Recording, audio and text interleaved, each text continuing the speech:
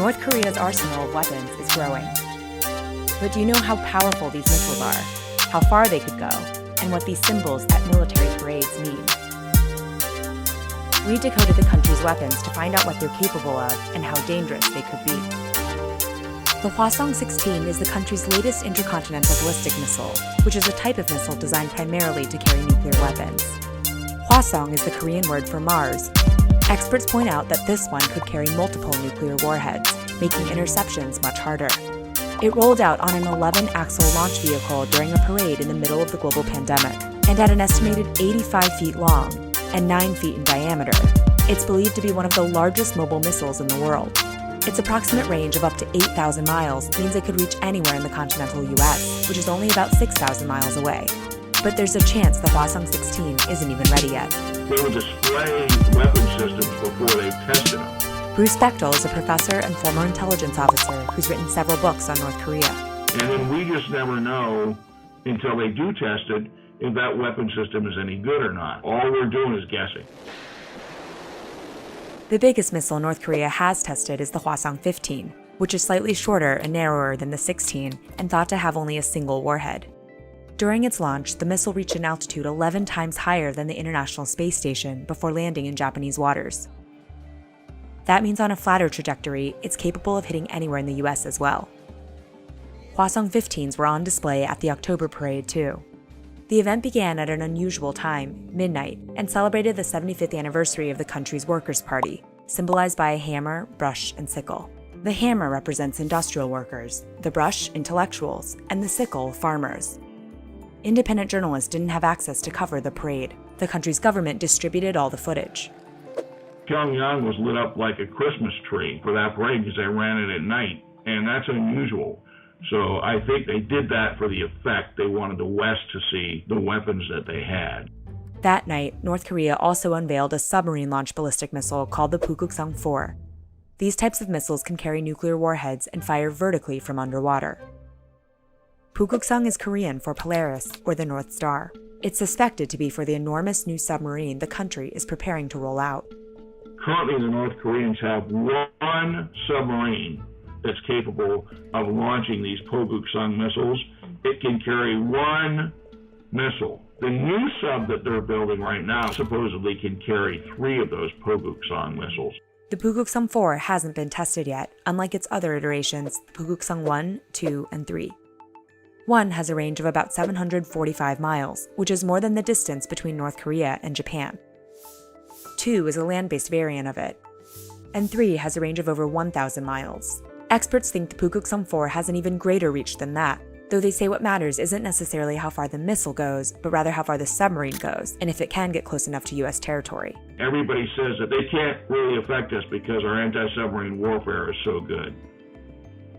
Okay, people say the North Koreans can't do it till they do, so I think this is a threat that we're going to see in the next 5-6 years. Just this year, North Korea revealed it had an even newer version of the missile, the Pukuksong-5. Some experts were skeptical it could have been developed so quickly after the 4. Neither of them have been tested. Russia and the US actually have the most nuclear warheads, followed by China, France, and the UK. All 5 are part of the Nuclear Non-Proliferation Treaty. But North Korea withdrew from that treaty in 2003. And it has been actively selling some of its weapons to other places the US considers enemies. For example, this ballistic missile called the Hwasong-12 was successfully tested in 2017 and is capable of striking Guam. It's now suspected to be in Iran. North Korea sold their first missiles to Iran in the early 1980s, and they never stopped. If you see it in North Korea today, you see it in Iran tomorrow. They're proliferating their weapons to places like Syria, the DRC, Uganda, Sudan, to raise money. That money is funneled right back into North Korea's military, which is the 4th largest in the world. Despite being one of the poorest nations, the country spends roughly a quarter of its GDP on its military, according to a U.S. State Department report. Its constitution requires everyone to serve, calling national defense the supreme duty and honor of citizens. So the army is at the expense of the people, at the expense of their economy, but in order to maintain the Kim family regime, the army is quite big and continues to build and maintain on its capabilities, especially asymmetric capabilities like ballistic missiles, chemical weapons, nuclear weapons, etc. No one really knows exactly how many nuclear weapons North Korea has, but some experts think it could be about 60. That's along with over 1,000 aircraft, 4,000 tanks, and 5,000 multiple rocket launchers. These long-range ones can travel past Seoul to hit anywhere on the Korean peninsula, including American bases south of the city.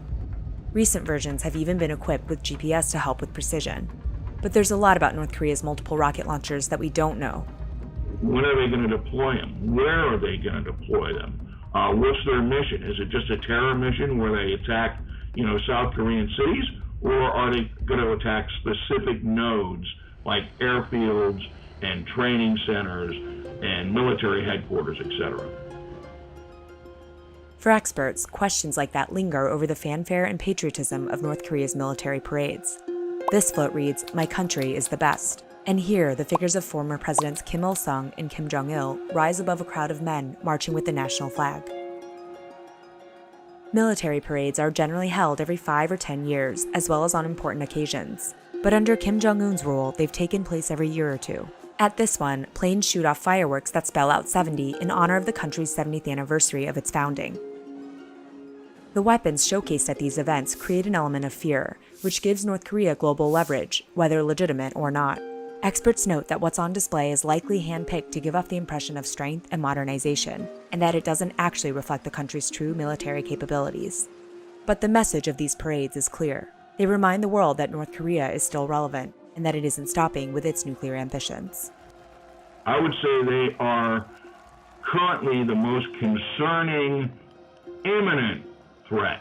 They're going to continue to maintain their military, so A, that they can fight South Korea, and B, with missiles so they can threaten the United States. They're going to continue to do that as long as there is a DPRK.